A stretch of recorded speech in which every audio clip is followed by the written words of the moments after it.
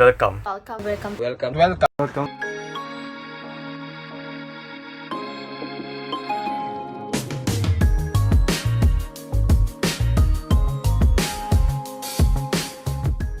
I'm Joshua Lozano. I'm Chinky May Tumala. I'm Katen Printa. Cal Domingo. I'm Mark Lester Jimenez. I'm Rafael Salud. Welcome to our vlog. Foreign direct investment are investment made by one company into another located in another country. FDIs are actively utilized for open market rather than closed market for investors. Generally, FDI takes place when an investor establishes foreign business operations or acquires foreign business assets in a foreign company. FDI means is a category of cross-border investment in which an investor resident in one economy establishes a lasting interest in and a significant degree of influence over an enterprise resident in another country. This is what economists call portfolio investment, in which an investor merely purchases equities of foreign-based companies. FDIs are actively utilized in open market rather than closed market for investors. Foreign direct investment offers advantages to both the investor and the foreign host country. These incentives encourage both parties to engage in and allow FDI. Frequently involves more than just a capital investment. It may include provisions of management or technology as well.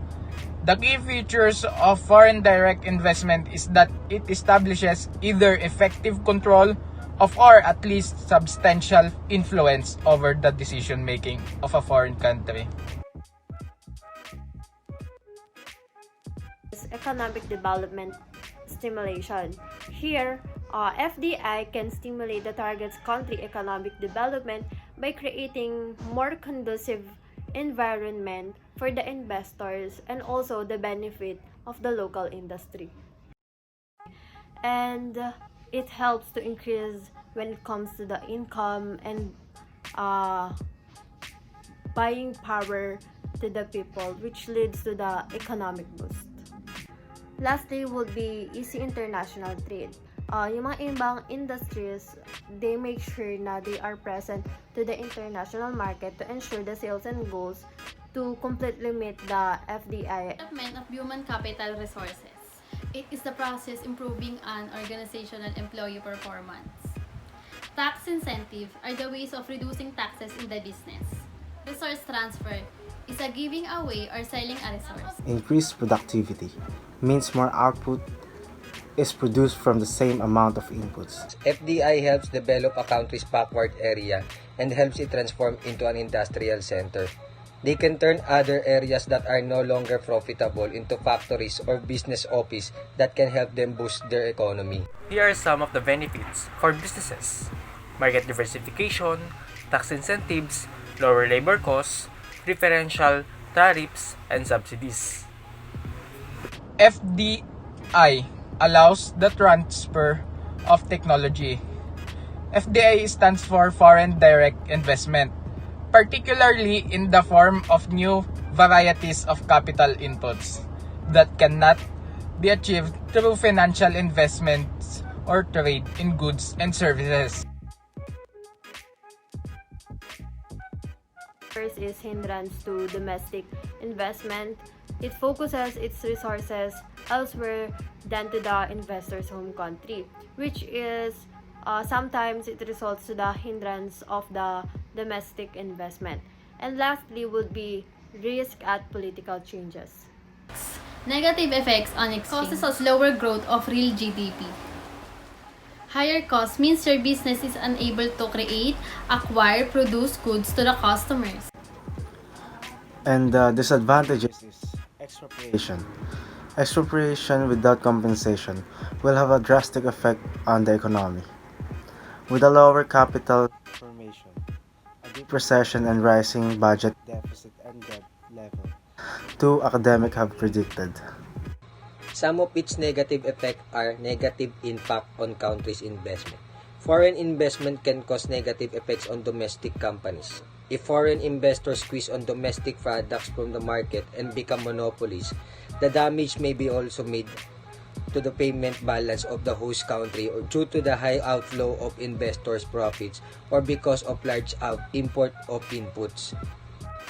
Modern-day economic colonialism, which refers to the direct political control of a society and its people by a foreign ruling state. Essentially, it is a political phenomenon. The ruling state monopolizes political power and keeps the subordinated society and its people in a legally inferior position. Despite many benefits, there are still two main disadvantages to FDI, such as displacement of local businesses, profit repatriation. It can affect currency exchange rate. It isn't without risk. Nagiging nakakaapekto sa currency exchange rate natin nito dahil sa tumataas yung ekonomiya natin pag madami tayong investors, dahil mas nagbo-boom yung mga businesses kapag mas maraming nag-i-invest dito. Organizations globally are experiencing unprecedented workforce disruptions. Next is labor shortage.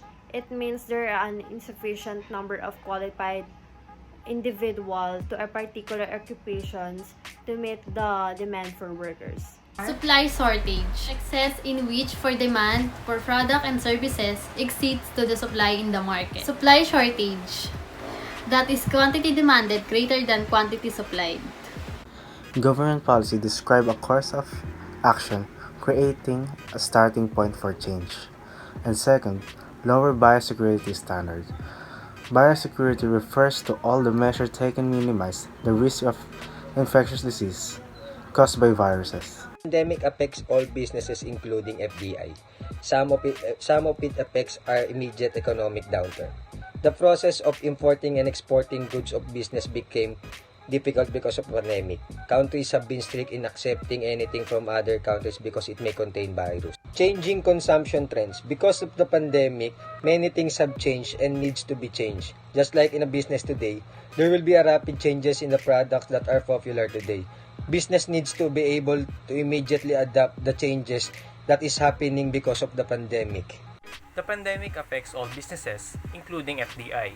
Some of its effects are: first, lower output for consumers, meaning to say, dahil sa pandemic, bumababa ang performance or results na inaasahan ng mga consumers. Second, investors learn to invest in other business, meaning to say, ang mga investors ay naghahanap or nagsisik for the better performance ng isang kumpanya.